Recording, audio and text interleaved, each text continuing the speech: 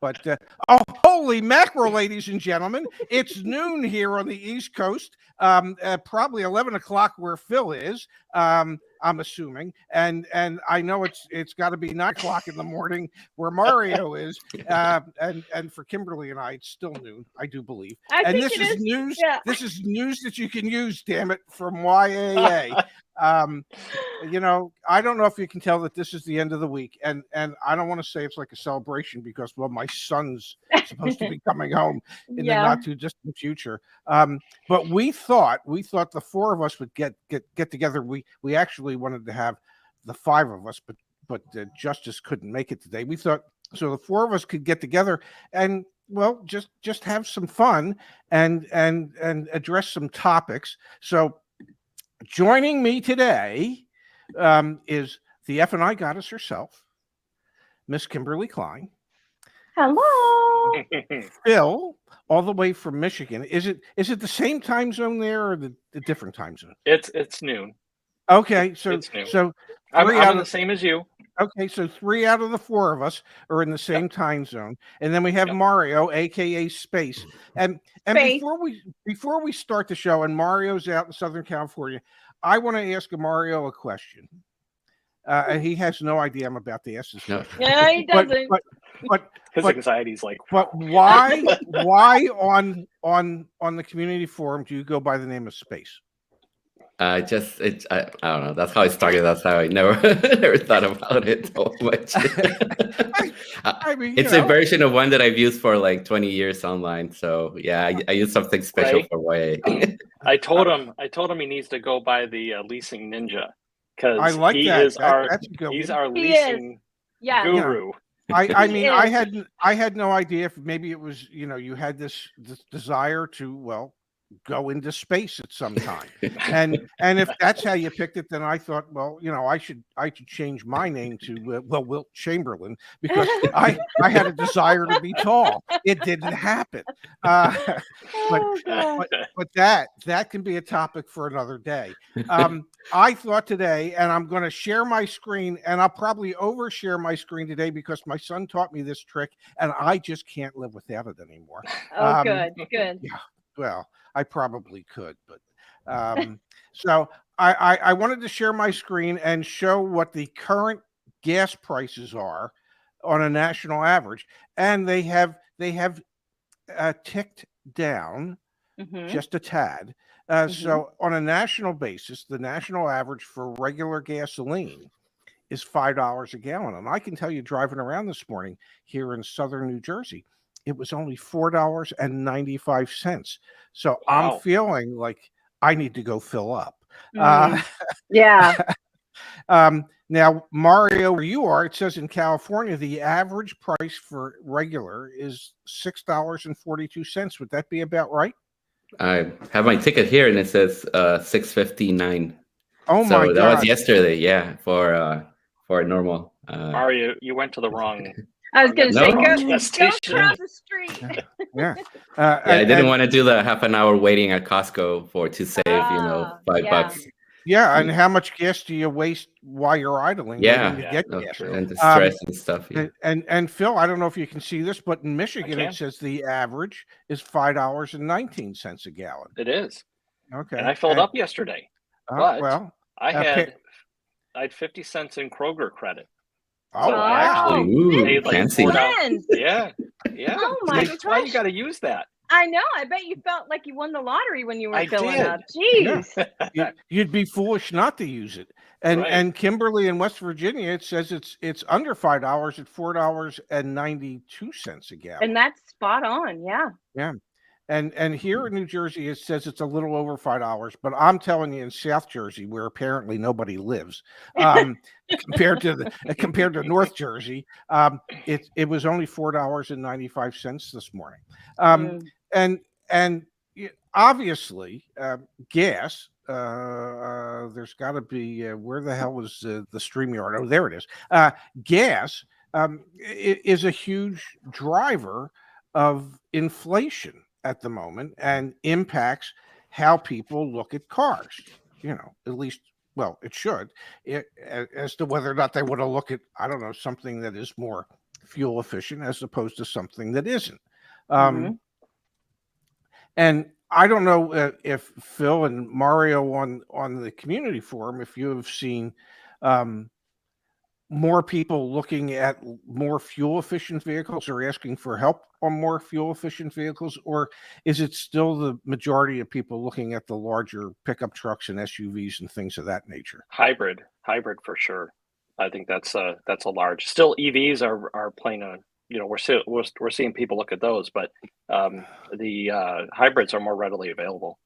I mean, in a sense of what's out there to get, right? Yes, exactly. And it's funny that you mentioned hybrids, because I was at the dinner last night with my dear friend Lee Gottlieb, and his lease is coming due on his Subaru Outback at the end of August.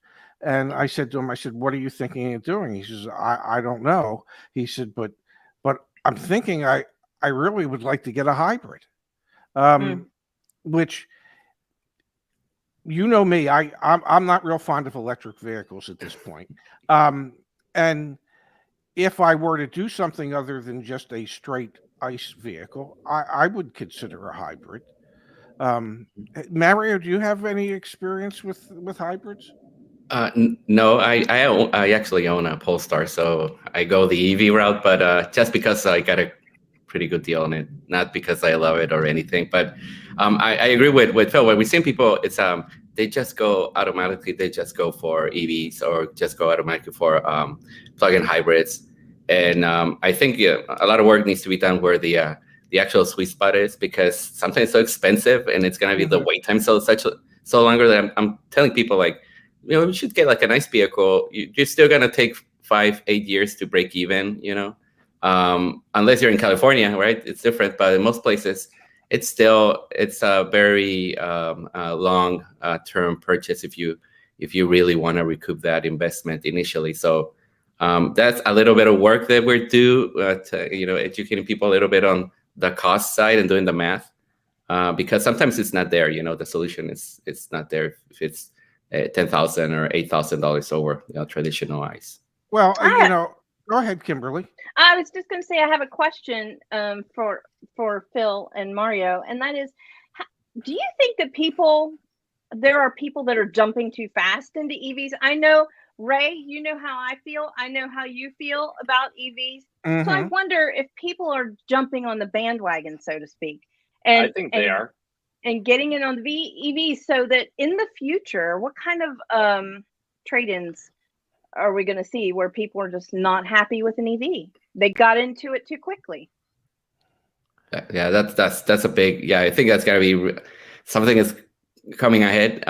Even with Tesla, like a lot of people, like, they haven't even tested, they haven't lived with it. And you see on the auctions, like, a lot of people are selling it because they get a little bit of money back. But a lot of people do not like it, and it ends up being, on the auction block. You see the numbers and you're kind of surprised. I'm like, why is there so many Teslas around? And even though they still do good because the resale value are pretty high, I think that living with it and the limitations and the other issues, when the economy turns around or if the supply turns around, you have better vehicles, more available.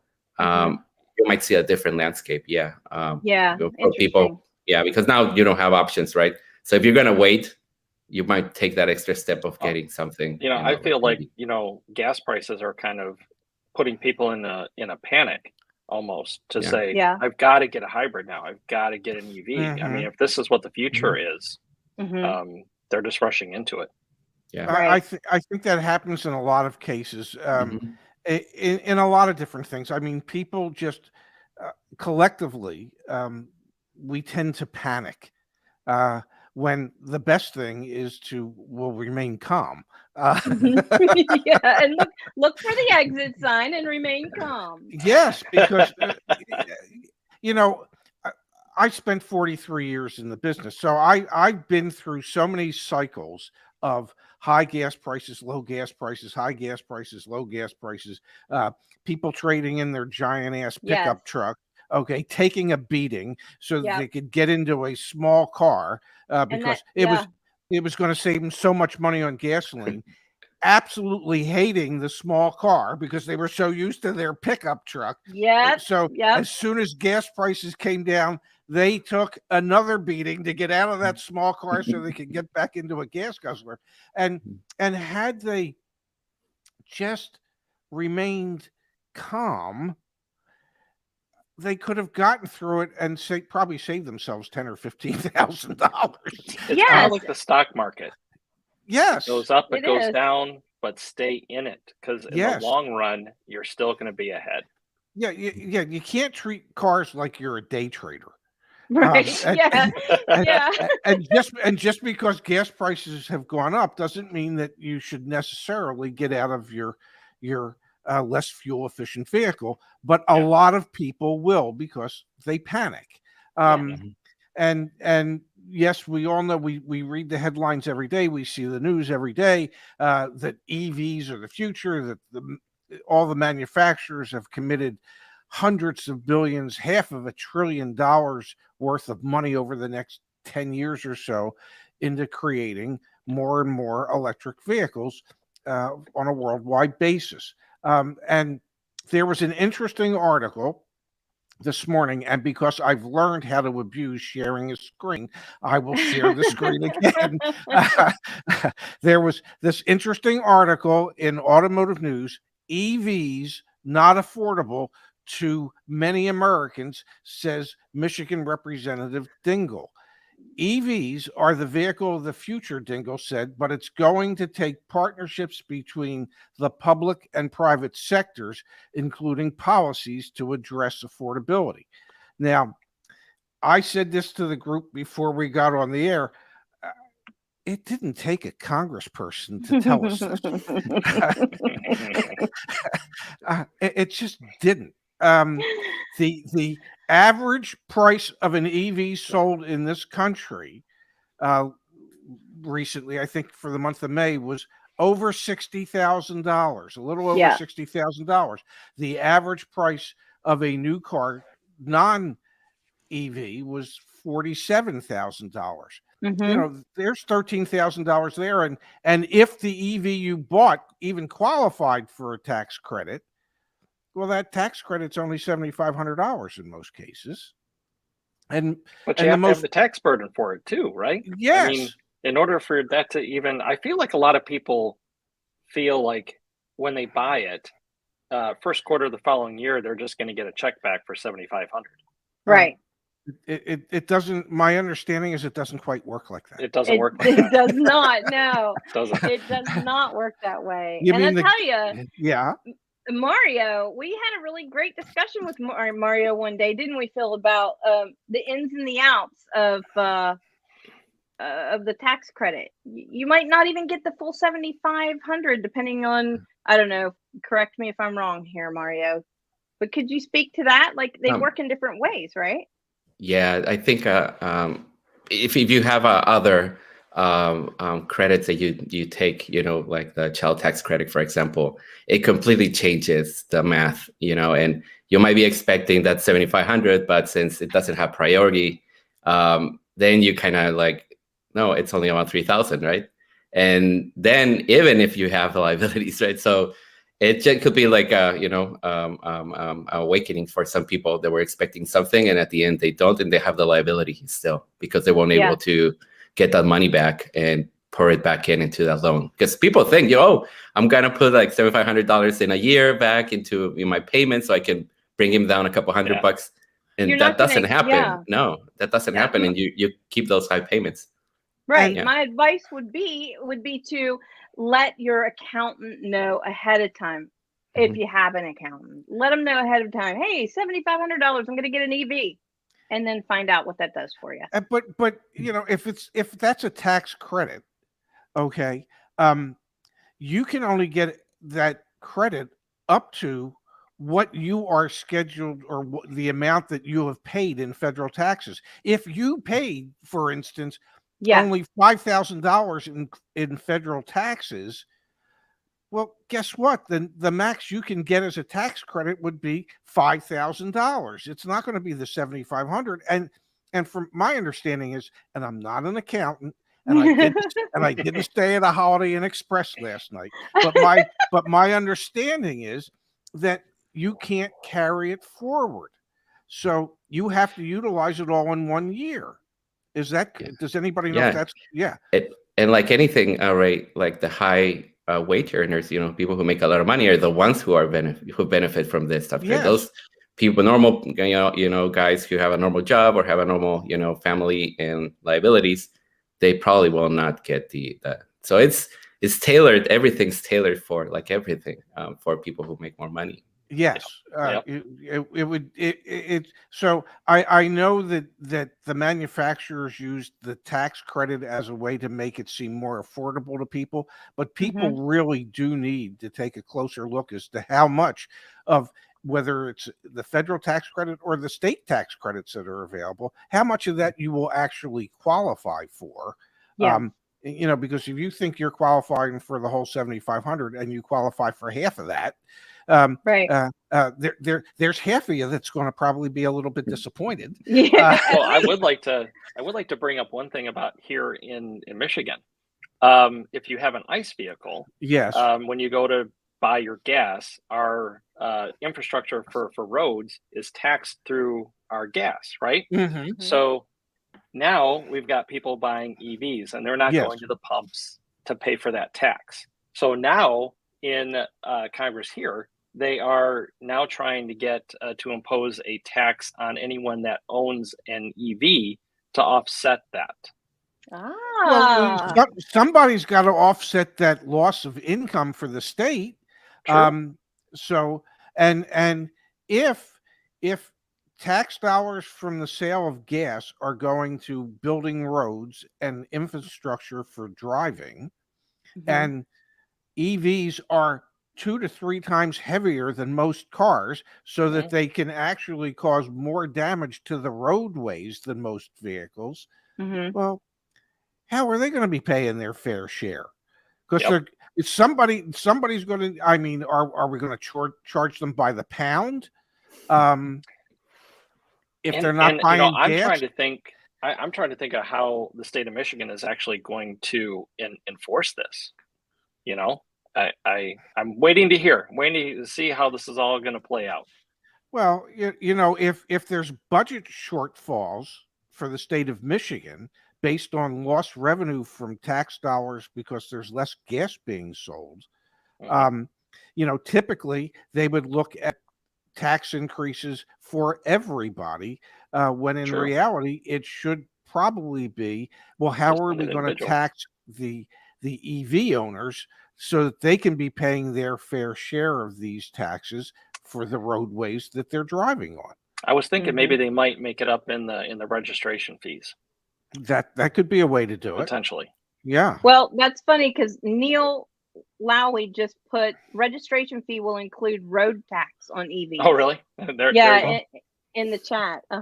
Well, that would be great. Now, tying into what Debbie Dingle said and the fact that EVs aren't affordable, you know what I'm going to do? I'm going to. Are you going to share your screen? I'm going to abuse my screen sharing abilities again one more time. Okay. Tesla to charge more for U.S. vehicles as inflation bites. It doesn't say what inflation bit, but it does bite. It really does.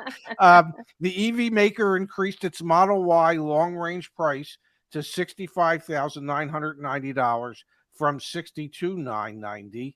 Its website showed on Thursday, after delaying U.S. deliveries of some long-range vehicles by a month.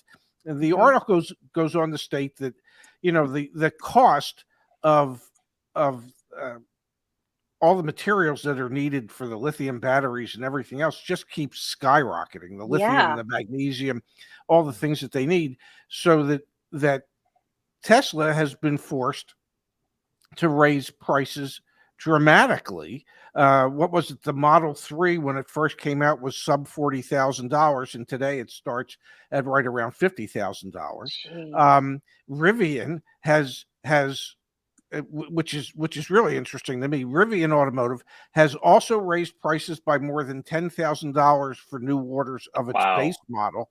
But here's the really interesting part.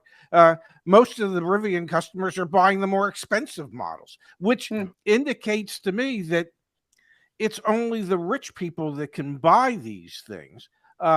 There was an article that was sent to me by one of our viewers about Ford Motor Company saying they're losing money now on every Mach-E that they're building because the cost of all the materials has gone up so much that building and selling EVs for Ford isn't even profitable in their business structure at the moment.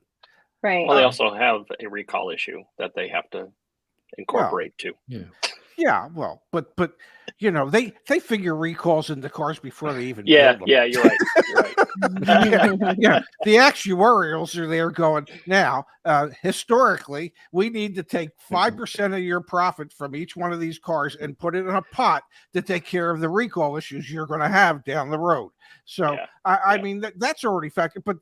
But here, at least in my mind, that if the cost of building an EV is so outrageous that you can't sell it and make a profit on it, how are we ever going to get to the point where we can make affordable EVs?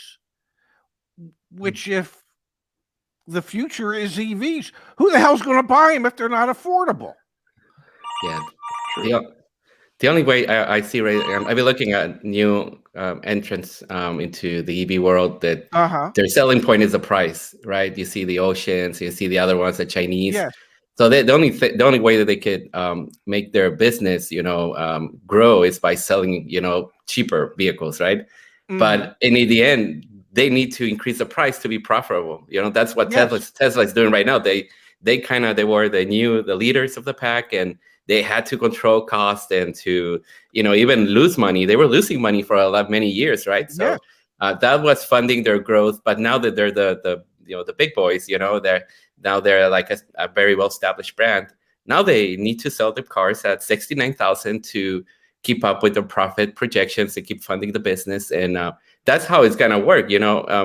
I look at I saw the Ocean the other day. I was looking at 30-something thousand. I'm like, that's too cheap. Like that, there's no way that they can build that. Even the RT one, the Rivian you mentioned, people are saying that it's undervalued. That it's too cheap, right? That it should be higher, 90,000. But I think companies cannot sell vehicles. They know that if they're new and they have to sell them at the actual price to make a profit, they will probably fold because no one's gonna buy it. So the only way that they're gonna do it if it's a little bit cheaper compared to the competition, the more established ones. Well, and the thing that struck me in Debbie Dingle's quote is that she said there needs to be a private-public partnership to figure out how to make it so that it can become affordable. Now, to me, when I hear that says, okay, I'm going to give you tax dollars to the federal government so that you can turn around and give it to people to make either the manufacturer to subsidize the car, or you'll give it to the people who are buying the car. But that doesn't really solve the problem. That's just taking money from me to make it affordable for somebody else. Yeah. There's maybe I'm wrong, but it just seems to me that the cost of all this is so prohibitively expensive that it's never really going to be able to take hold the way they envision that it will take hold, because the vast majority of people who need transportation won't be able to afford this means of transportation. So that the market that they think they have is really a lot smaller than what they think it is. Am I crazy? No, I am with you on that 100%, Ray. I do think that they think the market is larger. I do think that they've got this mindset of everybody's going to want this. And of course, the government is pushing it. It's being pushed. But I don't think that that's reality. In my personal opinion, I think people aren't rushing. They're not rushing into the EVs as much as they think they are. And I do think people are going to make big mistakes. Maybe this is what we should do. Yeah, because the prices we should get into an EV. And there's going to be a lot of regret, I think. Yeah. And that's why I think I've always been in the mindset that the hybrids need to be the way to go. Let's further develop the technology for the EV so that it can become more cost effective in the long run. And let's get people into the EVs, because I mean, that's going to save you gas now, and you're going to get into a relatively cheaper car. And then once the manufacturers figure out a way to make everything else more effective for the EVs, then let's transition to that a little bit down the road. Yeah, and can I say something to that, Phil? Because in this article it says several automakers are expected to deliver EVs to customers for the first time in their race to catch up with Tesla. So there's going to be an awful lot of new EVs coming on the market that aren't tried and true yet. Yeah, correct. Yes, and here's the other thing, at least in my mind, with what we're seeing going on with inflation and the raising of rates by the Fed recently. Yeah. I did a little bit of math as to how that's going to impact things. And so the math I did is I took an average price of a new car, say $46,000, and approximately 10% for fees, with the customer then putting down $5,000 towards the purchase and financing the rest. So they'd be financing just a tad under $46,000. At rates today, prior to the Fed raising the rates, and say the average rate was 4.5% on a 60-month note, with that $5,000 down at 60 months at 4.5%, that payment was $850 a month. Okay, if the rate goes up 0.75 of a point because of what the Fed just did, well, that payment goes up to $865 a month, financing the same amount of money. And that's an extra $900 that people would be paying over the life of that loan, making these unaffordable EVs even less affordable. And if you were to extend the term so that you could get it into what is today now the average new car payment, which is $712 a month, the same scenario, and use 5% for a 72-month note, the payment would have been $734. And if you raise that 75 basis points, it goes up to $750, paying back an additional $1,152 over the life of the loan. It's with interest rates going up, with inflation being what it is, it'll make these unaffordable cars even less affordable. And I know there's trillions of dollars being invested, but how are they ever going to get a return on that type of investment if the vast majority of us, and I'm including us, I hope you don't mind. Please do. If the vast majority of us couldn't afford to purchase one of these. And I don't know about you guys, but I think I'm a fairly regular type of person. Okay. I'm not rich by any stretch of the imagination. I'm not poor. I guess I'm middle class at best. And I couldn't look at $60-some thousand for an EV like that and a payment like that. And Ray, you and I have both been through these things. When I first got into the business in 2003, you were happy to have a 6% interest rate. Happy to have it. And we've both been through these. I'm trading it in for a smaller car, but now I want the big truck back. We've been through all that too. And some of those are short term and some of them were long term. Yep. But we never had a combination of all of this ball of wax before, where we've got these supply chain issues and now we've got these EVs on the market that are crazy expensive. What's the answer? Does anybody have the answer? I think we would need a crystal ball for that. Well, I was going to say Phil and Mario. We're counting on you two. Yeah. I didn't I'd mean be to put rich any if I pressure had on the you. answer. What's the answer? Send me my money tree, please. You know, I don't know what the answer is, and I know that, you know, people like Jim Farley and all Yeah. these other CEOs. I mean, they're really trying to project long term, and they're committing big dollars to what they think the future is. But are they all betting on the wrong thing? And I just have a sense. This is just me. Okay, I don't, and I'm not trying to speak for any one of you, but I just have a sense that they're betting wrong. Okay, I think they're at the roulette table, and they're putting their money on black, and it's going to come up red. Yep. Okay. Do you think it has anything to do with you know, the richest man in the world? I think he's in the world. He Elon is. Musk. I mean, Yeah. let's remember where these are coming from. Very, very wealthy people that are not, they cannot seem to relate. Well, I get that they, you know, and I guess I don't know what's I think I read somewhere there's like 930 billionaires in America. Okay. Well, With a B. yeah, but here, let me help you with this. There's 330 million people. Okay, so 930 billionaires isn't really a lot. Okay. No, but their mindset is not.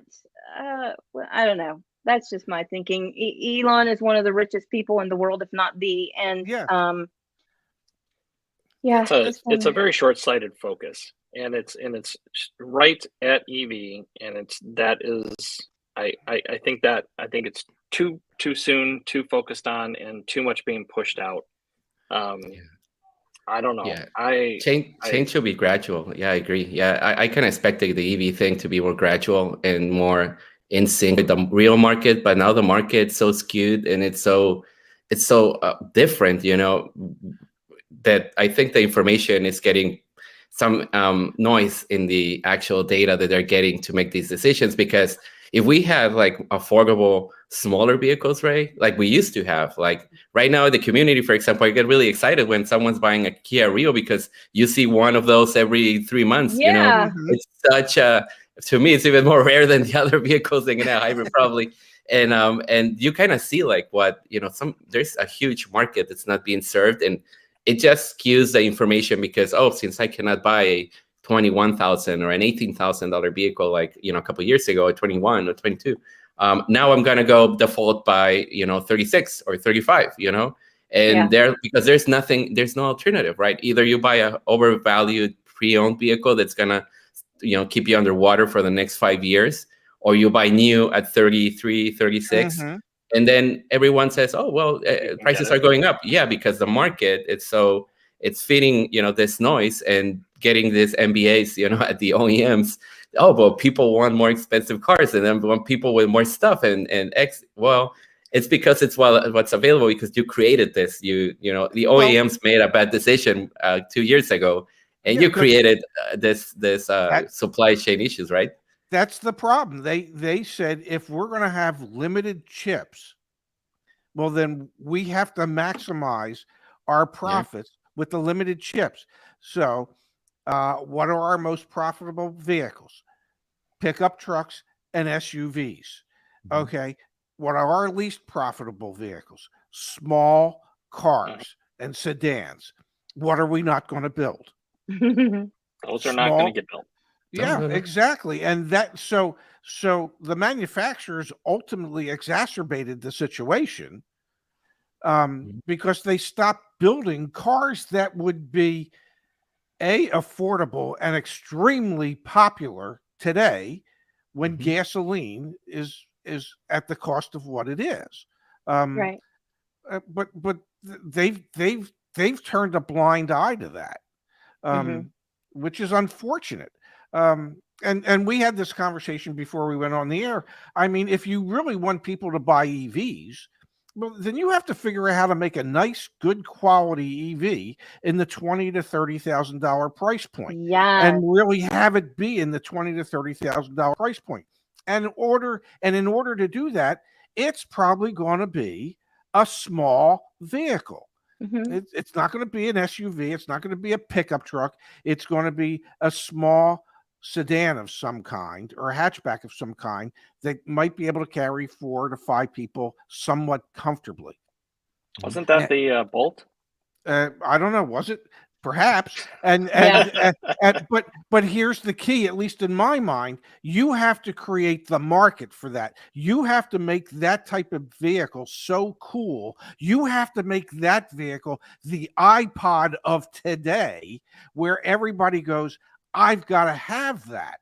Yeah. And the people that are in marketing, that have MBAs that are in marketing, they really could figure out how to do that if they were given the opportunity to do that. And that would then suddenly move the EVs forward. I mean, we know stuff like that can be done. I mean, look at Apple and them venturing to sell $1,500 phones. Yes. I mean, people are paying them left and right. Yes. Yeah, absolutely. I mean, you can do it if you create the product and create it in a way that the public is going to want to buy, or the consumer is going to want to buy. It can be done. Apple created some things that we didn't even know we needed. Yeah. Okay? That in reality we didn't need, but they created the need for it. Yeah. And they offered us the solution for that need that they created. You know, I mean, genius. It's genius, actually. How did I live the bulk of my life without a smartphone? I don't know how. You know, I don't know how I can. I mean, I had a rotary phone at home. A rotary phone. If I showed a rotary phone to my kids, they wouldn't know how to dial it. Okay. So how did we survive all that? I mean, but you know, Apple came along and they said, well, I think. Don't know. Go ahead. No, you go ahead. I was just going to say, Apple came along and they said, people don't know they need this. They really don't need it, but we're going to make them think they need it. And then, well, we're going to have the solution for them when they come to the realization after we spend $300 million that they need it. Yeah. And that's kind of what we need to see happen, I think, in EVs. But that's just me. Agreed. I'm with you, Ray. I'm with you. I don't know how to break it to you all, but not only have we killed a half an hour, but we've killed over 37 minutes. We did. Yeah. Yes. I don't know how we do it day in and day out. And may I say to those of you that watch on the Ray and or the YAA channel for our Saturday night live streams, I don't know if I'm doing a Saturday night live stream tomorrow night either, because my son will be flying back from Portugal tomorrow. I don't know what time he gets in, but my suspicion is, regardless of what time he gets in, he ain't going to have the strength or the desire to say, oh, sure, let's go live for an hour and a half. So I don't know if we'll be on the air tomorrow night, but I would like to thank Kimberly and Phil and Mario for today's conversation. I think it was a wonderful conversation, and I hope those that were viewing and playing along with us at home felt the same. Absolutely. Yes. Thank you. And I would like to just say one thing, that, you know, we are not trying to talk down on any EVs or anything like that.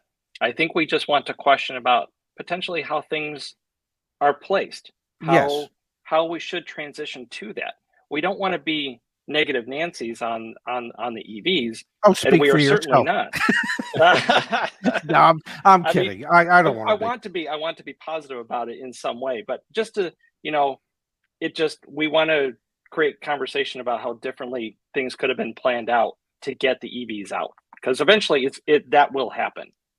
Yeah. Yes. But I couldn't agree more. And I know it, you know, I definitely come off as an EV hater.